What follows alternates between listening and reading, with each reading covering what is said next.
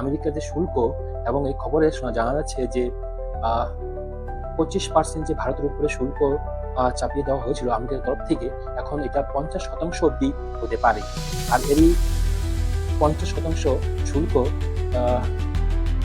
করাতে অবশেষে আমেরিকার মার্কো রুবিও সংবাদ মাধ্যমে জানায় যে কেন ভারতের উপরে 50% শুল্ক। তো এই তথ্যে যদি সাংবাদিকের তরফ থেকে আবার জানেন তাহলে ভারতের উপর যে তেল, যে রাশিয়া থেকে তেল সরবরাহ করছে তার থেকে অধিক পরিমাণে চীন তার থেকে দ্বিগুণ পরিমাণে সরবরাহ করছে, তাহলে চীনের উপরে কেন তার শুল্ক চাপানো হচ্ছে না বা বাড়তে হচ্ছে না?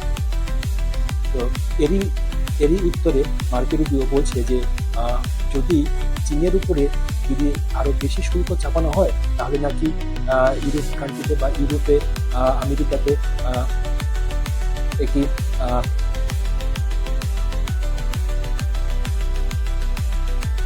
একটি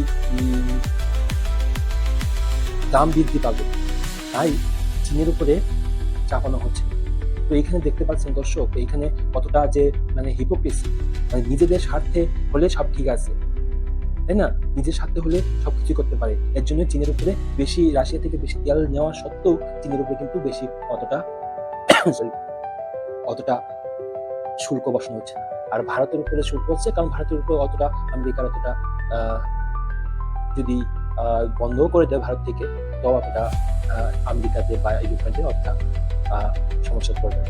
এর জন্য একটা অজুহাত দিয়ে ভারতের উপরে কর বৃদ্ধি বা শুল্ক চাপিয়ে দেওয়া।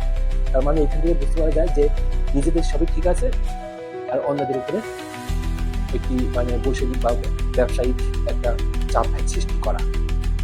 ধন্যবাদ। যদি ভালো লাগে তাহলে লাইক শেয়ার করবেন।